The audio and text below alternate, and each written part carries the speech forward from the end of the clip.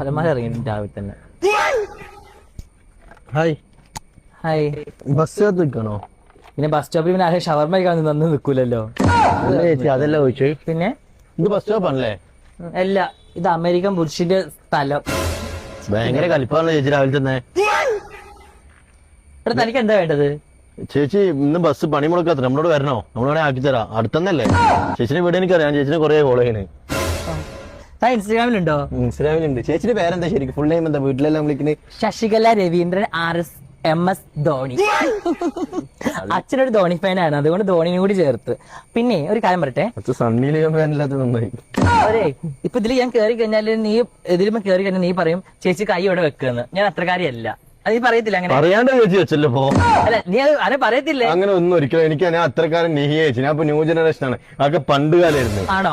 അപ്പൊ നീ പറയും ചേച്ചി നമുക്ക് കുറച്ചങ്ങ് പോയാൽ നീ പറയും നമുക്കൊരു സിനിമയ്ക്ക് പോവാണ്. ഞാൻ ചേച്ചി ഞാൻ വേണമെങ്കിൽ ചായ മേടിച്ചു തരാ പറയും. എനിക്ക് ഫീൽ അങ്ങനെ ഞാൻ പറയില്ല ചേച്ചി.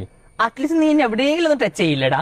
ഇല്ല ചേച്ചി, ചേച്ചിക്ക് വിശ്വാസം ഉണ്ടെങ്കിൽ ചേച്ചി കേറി. പിന്നെ എന്തിനാ എന്റെ കൂടെ വരുന്നത്? ഞാന് എന്തായാലും കുഴപ്പമില്ല, നീ എന്തായാലും അവിടെ വരെ പോകാനുള്ളതല്ലേ. ചേച്ചി നമ്മൾ എന്നെ വിളിക്കണട്ടാ. നിന്റെ അമ്മനെക്കാണ്ടി പ്രായം കുറവാണ് എനിക്ക്. മൂക്കില്ലാണ്ട് പല്ല് വന്നിട്ടുണ്ടല്ലോ. അത് നിന്റെ കണ്ണ്, എടാ നിന്റെ കണ്ണെടുത്ത് കാണിക്കാം. മൂക്കില് പല്ല് വന്നത് തള്ളകളുടെ പ്രായം ഐശ്വര്യമായതാണ്.